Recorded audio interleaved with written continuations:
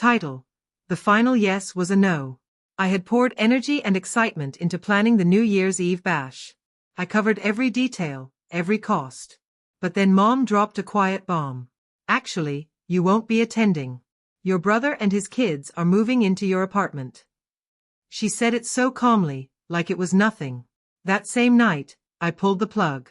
I canceled every party charge, submitted a change of address form, and listed my apartment for sale.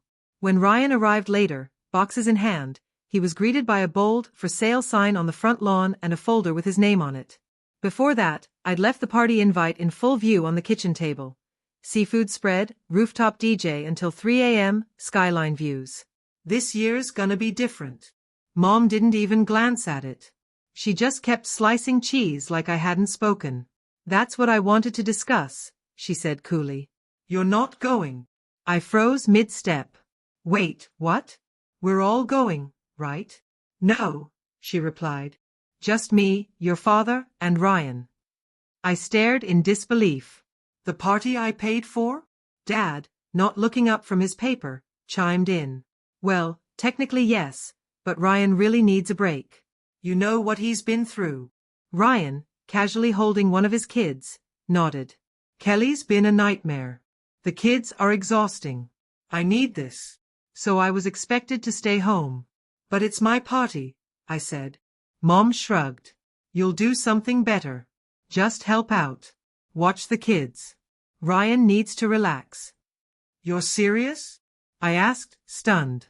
We're just asking for help, she said. No. You're telling me what's already been decided. It's just one night, Ryan said, trying to sound reasonable. The kids love you. Of course they do, I snapped. I'm the only one actually taking care of them. Dad's tone sharpened. Watch your mouth. And then the final blow. Oh, one more thing, Mom added. Ryan and the kids will be staying at your place for a while. What? He can't afford rent now, I asked. She looked at me like I was the unreasonable one. Just until things settle down. You made that decision without even talking to me? Dad chimed in again. You live alone. You have the space. I scanned the room. Mom calmly chopping cheese. Dad buried in his newspaper. Ryan flicking through TV channels like he already lived there. This had all been worked out before I arrived. Fine, I said softly. Have fun. Mom looked up. Really? Really, I replied, walking toward my room and shutting the door behind me. They thought I was angry. But I wasn't. I was calculating. That night, I returned to my apartment and sat alone in the dark. The reality hit hard. The party wasn't mine. The apartment wasn't mine. Even the money no longer felt like it was mine. This wasn't sudden, it had been creeping in for months. When Ryan moved back in after his divorce, he called it temporary. That was 5 months ago. And since then, it was a slow drain. Can you help with school shoes? Need diapers. Can I borrow $100 for a stroller? Every time, I said yes. Thought it was short-term. Thought I was being supportive. Then the requests grew bigger. $300 here for a bill, more for groceries, gas, Christmas presents. By December, I had shelled out over $1,000. Not a single thank you. One day, Ryan asked, still living solo? Yeah. He grinned. That spare room's perfect for me and the kids. You serious? Come on, you've got the space. No girlfriend, no roommates. Later that evening, Mom called. We've been thinking. After New Year's, Ryan should move in with you. What? Just for a bit. He needs a fresh start. You already talked to Ryan about this? We all did. The kids love you. I never agreed to anything. Don't be selfish. He's struggling. That was their go-to script. If I protested, I was selfish. Every dollar I hesitated to give was framed as ungratefulness for not having kids of my own. Every favor became a moral test I was expected to pass. And I always did. Until now. The next morning, Ryan sent a picture of bunk beds. Think these'll fit in the extra room? I replied, no. Can we talk? No. You cool with this? They didn't ask before. They just assumed. I tallied everything. The money, the favors, the babysitting. It added up to more than $2,000 since summer. And now, they wanted my home, too. No one ever asked what I wanted. They just took. That night, I didn't sleep. My mind raced with everything I should have done differently.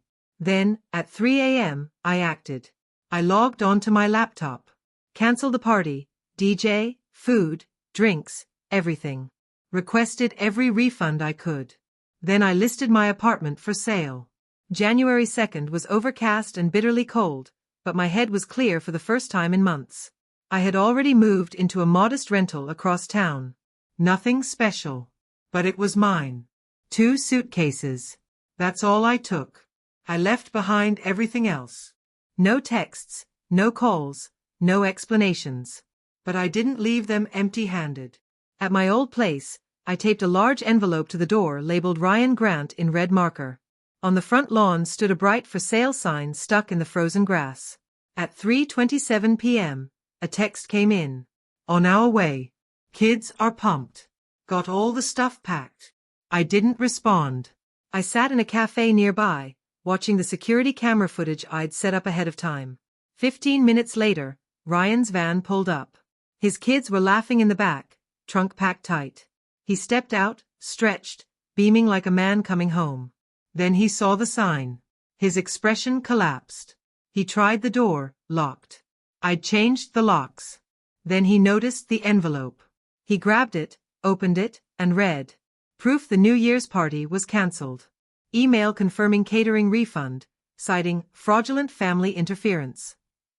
A spreadsheet listing every expense I'd covered, rent, diapers, school costs, totaling $3,845.77. A letter. Ryan, you assumed I'd always say yes. You were wrong. This isn't your home. The free ride ends here. Happy New Year. A screenshot from a group chat where Ryan joked. My brother's a loser but he owes mom, so it works. 6 to 10. Realtor agreement, address change forms, utility transfer paperwork, and a blank eviction notice, just for flair. Ryan stood motionless, flipping through the folder. His face went pale. One of his kids shouted from the van, Daddy, can we go in? He didn't respond. Then our parents arrived. They stepped out, ready to help him move in. Mom froze when she saw the sign. Is this some kind of joke? Ryan silently handed her the folder. She read page after page. Her face drained of color. You said that about your brother? She asked, appalled. It was just a joke, Ryan mumbled. Dad took it all in. The sign. The packed van. The kids. The silence. He's gone, he said quietly. Mom's phone buzzed, a group message from me. Do not contact me. Not about the apartment. Not about babysitting. Not about money. You made your choices. I've made mine. I'm done. That night, I didn't toast to midnight. No party. No countdown. I sat cross-legged on the floor of my new apartment, ate frozen pizza, watched a dumb comedy, and slept like a rock. For the first time in forever, I owed nothing. And no one would ever invade my space again. The next morning was still and quiet. I didn't turn my phone on. Stayed off email. Ignored everything. I hoped the message landed. Of course, it didn't. By January 3rd, I saw the missed calls, 6 from Mom, 4 from Ryan, 2 from Dad, 1 unknown. I turned my phone off again. I already knew what they were going to say. That evening, the knocking started. I opened the door, and instantly wished I hadn't. There she was. My mother. Hair frizzy, eyeliner smudged, wrapped in a coat that looked like it had been thrown on last minute. Behind her stood Ryan, arms folded, face hard. Dad lingered in the background, quiet as ever. We need to talk, Mom said. No, I replied flatly, pushing the door to close it. She shoved her way in. You blindsided us. I protected myself, I said. You embarrassed your own family, she snapped. Ryan didn't deserve that. I let out a laugh. Oh, so he didn't deserve the truth? Ryan stepped forward. You could have talked to me like a man. I shot back, like you did when you called me a failure behind my back? His cheeks flushed. It was a joke. No, I said. It's a pattern.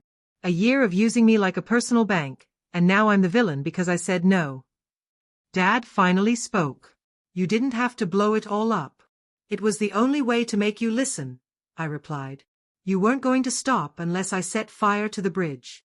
Mom gave me that tight, guilt-laced smile she'd used my whole life when she wanted control.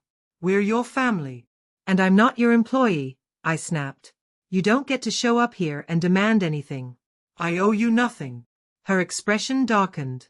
For a second, I thought she might slap me. But she stepped back. You'll regret this someday, she said coldly. One day you'll realize how selfish you've been. No, I said. One day you'll realize you lost the only person holding your chaos together. And I closed the door. For good. The days that followed were full of noise I chose not to hear. Missed calls, endless voicemails, text messages filled with guilt. Even the kids sent a hand-drawn card that read, "We miss you, Uncle." I didn't reply. Instead, I booked a therapy session, cleaned out my bank accounts, opened a new one, canceled every shared credit card, changed all my passwords, told my boss I needed time off. She gave me a week, no questions asked.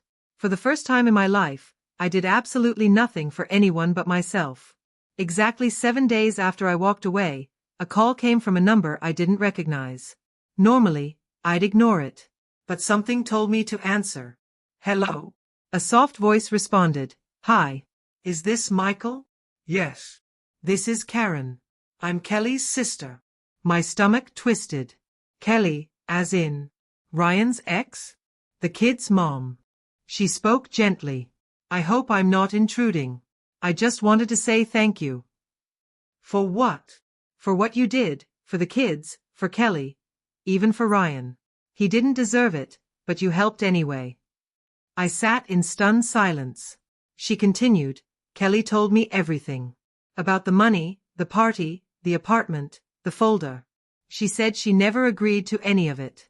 Ryan made the decisions behind her back. I froze. What? She found out when the boys came home crying, saying they couldn't live with Uncle Michael anymore. She was furious. She told me to call and say she's sorry. I clutched the phone tighter. Then Karen added something that chilled me. I don't know if you've heard, but Ryan tried to open a loan in your name.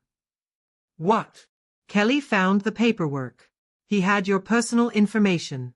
She stopped him before he signed anything. Said she'd call the police. He backed off, but you should definitely check your credit. My hands trembled. Karen hesitated, then said softly, I know you're done with them. You should be. I just wanted to say, thank you. For not turning bitter. For not becoming like them. Then the line went dead. I sat frozen for a long moment, then opened my laptop and checked my credit report. There it was, a loan inquiry I never authorized. He really tried. That folder, the one they mocked? It didn't just end the chaos. It saved me. They thought I was cruel, cold, dramatic. But I left just in time. I used to think cutting people off meant shouting, or dramatic exits, or slamming doors. But in truth, it was quieter than that. It felt like silence. Deep. Final. Necessary. It's been a month since I walked away. From the family. From the guilt. From the weight that was never mine. Now I wake up in a new space. Different neighborhood. Different streets. I drink my coffee alone. No one texts me to grab diapers. No one begs for another favor. It's quiet, but it's peaceful. I'm in real therapy now. I laid it all out, from the money and the manipulation to the betrayal. My therapist asked me something that stuck. What do you think would happen if you stopped being useful? I didn't have to think. They'd drop me. And they did. They never loved me. They loved what I did for them. When I stopped giving, I stopped existing. That truth cut deep.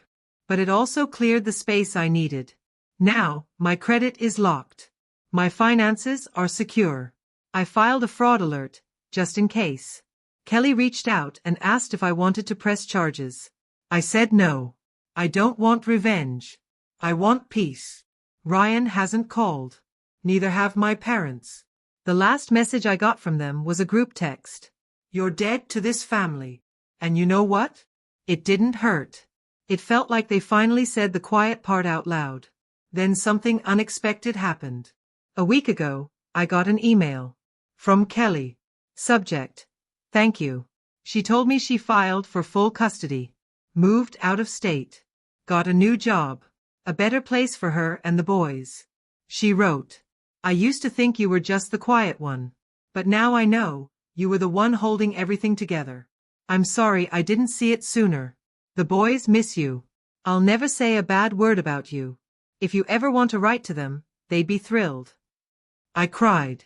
Not because I wanted to return. Not because I missed the chaos. But because, finally, someone saw me. Not as a wallet. Not as a fallback plan. Not as the family servant. Just me. And they said thank you. Something I never once heard from my own parents. Do I regret walking away? Not even a little. Selling the condo? Best move I ever made. Cutting the cord? Long overdue. That folder? Deserves a Pulitzer. Would I do it all again? Absolutely. They thought they'd broken me. Thought I'd come crawling back, begging for forgiveness. But they were wrong. I'm not broken. I'm free. And for the first time in my life, I have something they never valued. Myself. So if you're reading this, if your family only calls when they need something, if you've spent your life carrying everyone else's burdens, this is your sign. You're allowed to walk away. You're allowed to say no. You don't owe them your life just because you share their last name. You don't owe them your silence, your service, your sanity. You owe yourself the same care you've given everyone else. And when they call you selfish, smile. They finally noticed you stopped giving.